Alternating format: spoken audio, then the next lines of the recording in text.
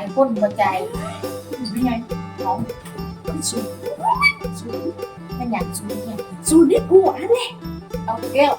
ผัวกับย่าแม่โอ้ยเว้ยอีหยังนางเคี้ยวมากกันมีแต่จ้องให้หนูรถทั้งอันผัวอันกับนางฟังนึกซื้อยังไม่ซื้อบื้อค่ะผัวก็ได้นางฟังแม่ย่าจมให้หนูแม่แม่ย่าว่าจะไม่หนูบ่ฮู้จักคนน่ะบ่ฮู้นะถามมันนี่ก็บ่ฮู้ถามมันนี่ก็บ่ฮู้ฮู้หยังจักอย่างจักแนวเพิ่นบ้าน งามเลยค่ะ ที่ว่าเป็นแต่นายคักคนนั้นป้ามันเสือป้ามันหาผู้ใหม่หันเป็นว่าสิเด็ดโอ้ยอย่ามาค่อยสูเนี่ยค่อยยักมาหาเจ้าคนมาคอยกระบาดลมเจ้าคันนี้เบาดอกนี่ค่อยเบาคนนี้ไง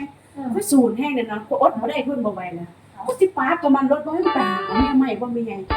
จะว่าอยู่ไหน เอาแก้วเนี่ยบ่กูสิบอกแล้วบัดนี้คันมึงสิไปอีนี่หันบอกมันไปเอาเด้อหน้าบ้านย่ามึงน่ะดิ เอาที่เล่นก่อน ยายนั่นเราก็ฮู้ดีแท้เรื่องผู้ใดเป็นจังไดผู้ใดเป็นจังไดไปอยู่เงินไผผู้ใดสิเอาผัวใหม่เมียใหม่มันฮู้เบิดคันย่ามึงมักบอกผัวมึงไปเอาลูก ไปสั้นบอก เบิดบ้านมันฮู้เบิดบ่ฮู้มีเงินเดียวตัว เรื่องอย่างนี้ ขนาดจะบอก ขนาดเจ้าของเอาสั้นบ่มีไง ตายคือว่าล่ะ บ่อยากป้าแล้วมันสูนซื้อ เราละจะอันจ่ายไปมื้อนี้